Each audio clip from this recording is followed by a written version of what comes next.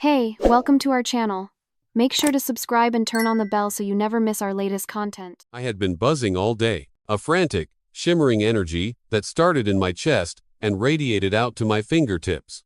It was the night of the company gala, the big one, the celebration that marked the end of the fiscal year, a monument to our team's biggest project. There would be music, champagne flutes that never seemed to empty, and an atmosphere of polite, corporate revelry. Spouses had been invited. I'd insisted on Silas coming along, even though I knew this wasn't his world. He was a man of quiet routines and comfortable silences. A black tie event was, to him, just another social obligation to be endured. But I needed him there. I wanted to stand beside him, my husband, and feel like we were a unit, a power couple, even if only for one night. I'd laid out my dress that morning, a deep sapphire silk that slid over my skin like cool water. I wanted to feel confident, elegant. I knew Silas's colleagues saw me as the quiet, reserved wife. Tonight, I wanted them to see something else, something vibrant. Silas, as always, was an island of calm in my sea of excitement. He dressed in a simple, well-tailored dark suit. No fuss. He watched me apply my makeup with a look of detached affection, the same look he had when watching a nature documentary. He was present, but not entirely there. "You look beautiful, Elara," he said, his voice a low, steady hum. "You don't think it's too much?" I asked, turning in front of the mirror. He gave a small shake of his head. "You're perfect." But the words felt like a script, memorized. They didn't carry the charge I was looking for. At the venue, the atmosphere was exactly as I'd imagined. Polished marble floors, courteous smiles, and managers who moved through the crowd like sharks with watchful eyes. The room was packed. Glasses of sparkling wine were being passed on silver trays. Before long, I felt the tension in my shoulders begin to melt away. I eased into conversations with my colleagues, sharing laughs about office mishaps and listening to lighthearted stories about their families. I drank, more than I'd planned. Each glass made the room a little warmer, the lights a little softer, my own laughter a little louder. And Silas was a shadow at my side. He nodded politely. He shook the right hands, but his eyes were always drifting toward the exit. He wasn't part of the celebration, he was just observing it. As the night wore on, the alcohol began to work its magic. My sense of restraint started to blur. The easy chatter and the compliments I was receiving from colleagues felt intoxicating. I noticed people looking at me, glancing over. I felt attractive, desired, a little euphoric. It was a feeling I hadn't realized I was missing so desperately. That's when Silas quietly leaned in, his breath warm against my ear. "I'm tired, Elara. I think I'm going to head out." The words hit me like a splash of cold water. Annoyance flared in my chest, sharp and hot. "Already? Silas, the night's just getting started." "It's almost 11, he said, his voice flat. "I have that early meeting tomorrow." I looked around at the laughing faces, the clinking glasses. I didn't want to leave. I didn't want this feeling to end. "You go ahead," I told him, trying to keep the irritation out of my voice. "I still want to chat with the other wives. I'll just have one more glass." He hesitated. For a moment, I saw something flicker in his eyes. A question. But it was gone as quickly as it came. "All right," he said. He gave me a quick, dry kiss on the cheek. "Call a ride, share when you're ready. Don't drive." And then he was gone. Alone, I felt a sudden, exhilarating rush of freedom. No one watching. No one waiting. I grabbed another glass of champagne from a passing tray and laughed loudly at a joke I barely heard. I was free of any responsibilities. I didn't realize how quickly the room began to empty out. The crowd thinned, the music softened, and suddenly, I was standing there, the buzz in my head turning into a slight, disorienting spin. It was time to go home. I knew I couldn't drive.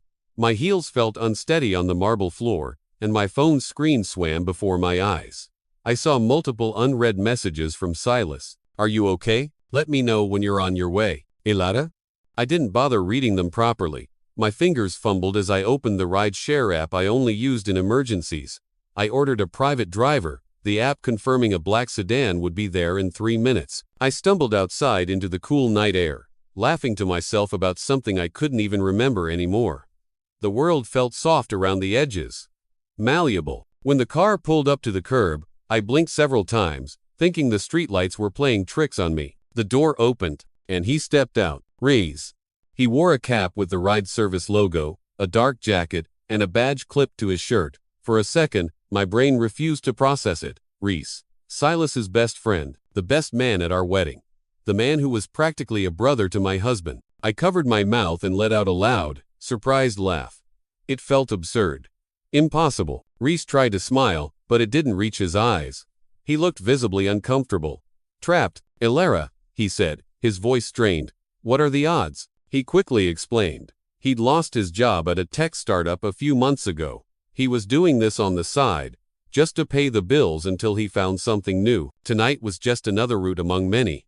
A random ping on his phone. It must be fate, I slurred, still laughing as I climbed into the back seat. His cologne hit me like a trigger, a scent that was so different from Silas's clean, subtle one. This was warmer, spicier, more present. The drink had loosened my tongue, stripping away the filters between my thoughts and my words.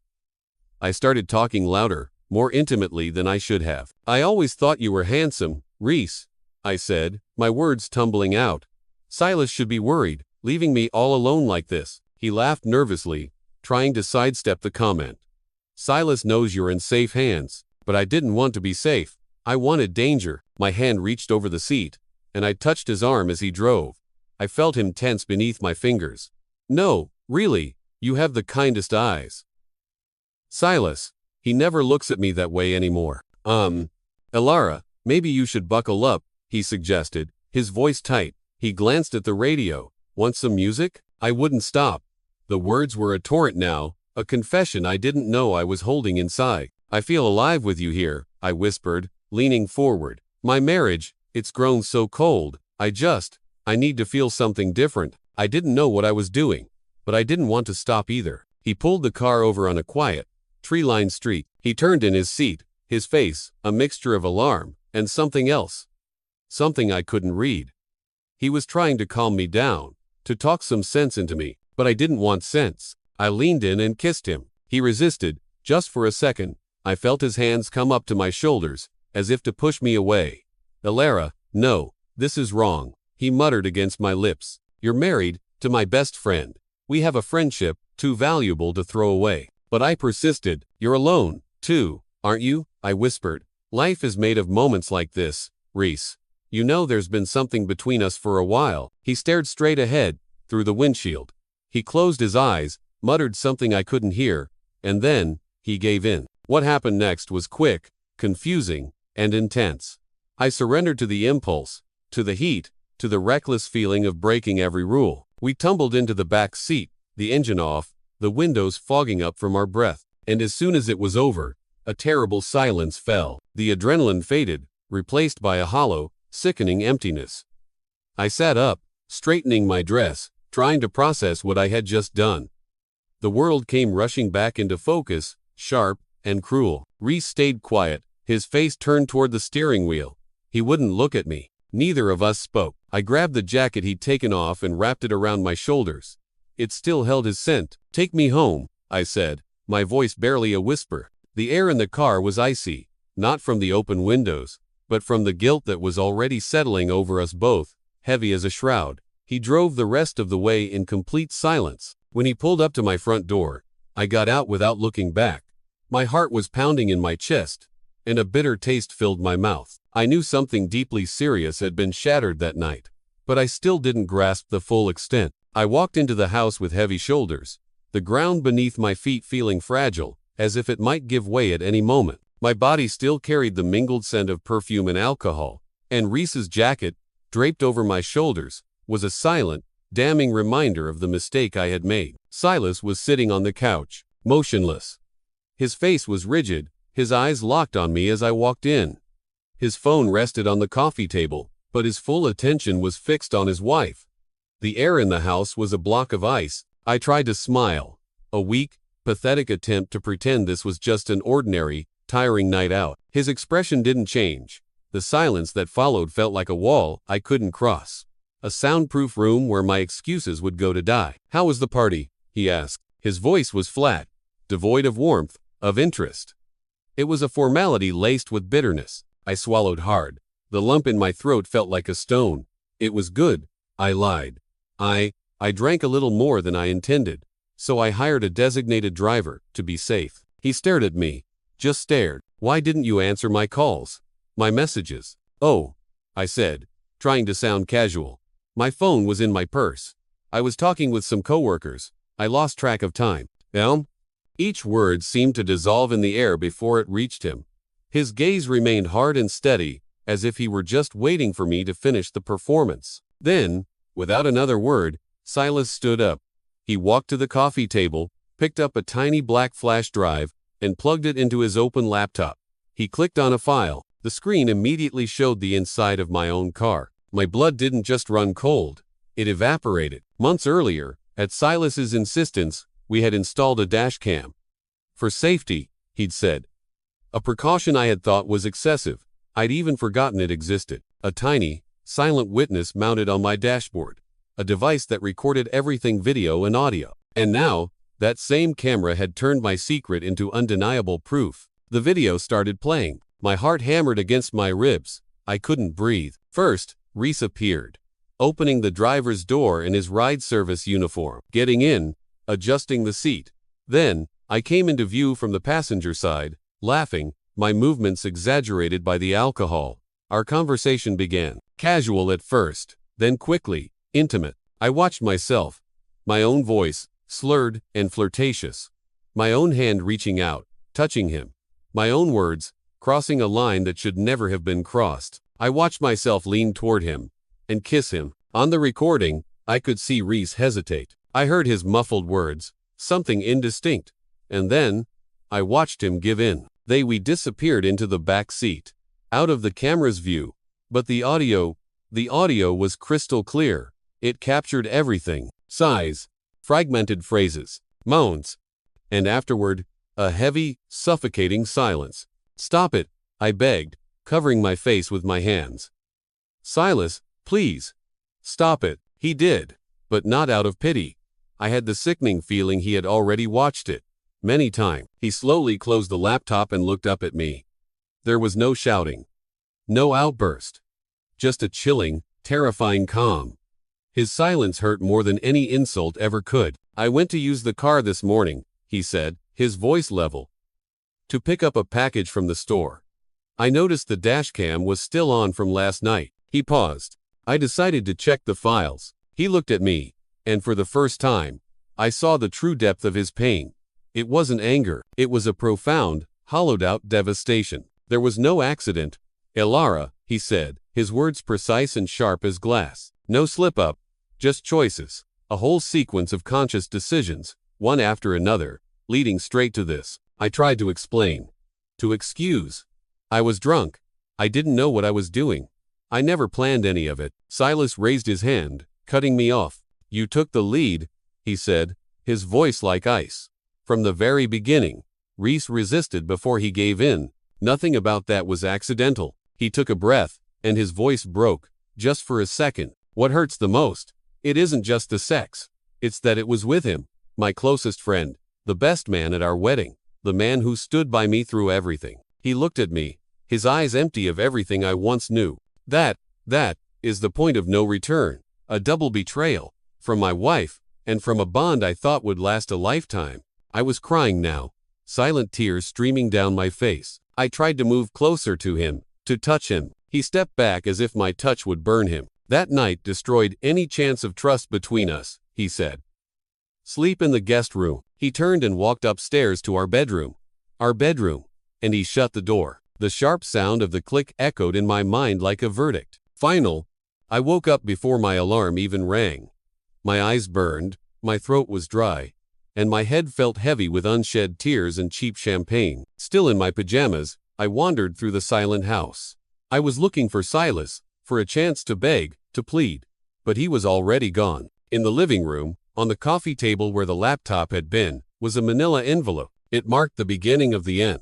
Inside were bank documents, some cold, typewritten instructions, and a short, forward note in Silas's precise handwriting. Let's handle this civilly. I read it, and reread it. I searched for loopholes, for signs of doubt, for any trace of hope. There was none. His decision was final. Trying to catch my breath, I stepped onto the balcony, my phone clutched in my hand. My fingers hovered over Reese's name, I typed a message. We need to talk. I deleted it. What have you done? I deleted that, too. Finally, I sent something simple. Can we talk? The message showed as delivered. Long minutes passed with no reply. I tried calling.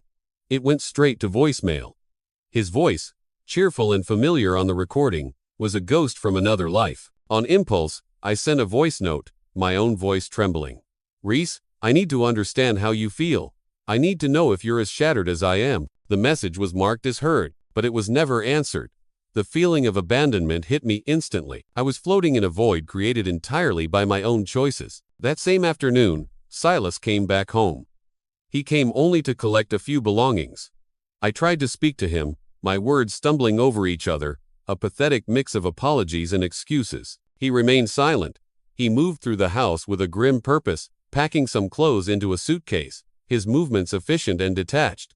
He left without saying where he was going. I followed him to the front gate. A desperate, pleading sound caught in my throat. He simply raised his hand, a universal signal for stop. I stood there, arms wrapped around myself, watching his car drive away, the suitcase a dark shape in the back seat. When I returned inside, everything felt different. The same couch, the same table, but the air was strange, thin, as if the house had ceased to be a home. For the next 2 days, I shut myself off completely. I didn't want to eat. I couldn't sleep. Every time I closed my eyes, I relived the moment of the camera footage. I saw Silas's face as he watched it. I couldn't bear that image. The shame was a physical thing. It started as a knot in my stomach and rose to my shoulders, as if something heavy were pressing down on me without rest. I decided to reach out to Corinne, Silas's sister. I called and asked to talk. She agreed, though her tone was distant. We met at a small cafe. When I arrived, she was already seated, stirring a cup of tea. Our greetings were brief. I tried to justify myself, explaining how I'd felt vulnerable, how I never intended to betray Silas, how everything spiraled out of control because of alcohol and emotional confusion. Corinne listened without interrupting. Then, calmly, she spoke. I understand regret, Elara, but regret doesn't always erase the pain it causes. She told me that Silas wasn't just sad, he was humiliated. Reese, his childhood friend, his lifelong companion, had taken part in destroying his marriage. And I, who had always been welcomed so warmly by their family, had betrayed everyone's trust with a single act. Desperate to deflect, I found myself defending Reese. He shouldn't have lost his job over this. It wasn't just him. I revealed that Silas had sent the recording to the ride service company, resulting in Reese's immediate firing for inappropriate conduct. Corinne looked surprised, but only for a moment. That's also a consequence, she said, her voice firm. No one walks away unscathed from something like this. Even if you started it, Elara. Reese gave in. And giving in is still a choice. But he hesitated. I insisted. He tried to stop it. Corinne cut me off. Then why didn't he stop? Why did he go all the way? The question hung in the air between us, unanswered. In the days that followed, Silas officially filed for divorce. His lawyer sent over the papers with clear, brutal terms. He would waive his right to part of our shared assets if I vacated the house within 30 days. I signed without protest. I had no energy left to fight for anything.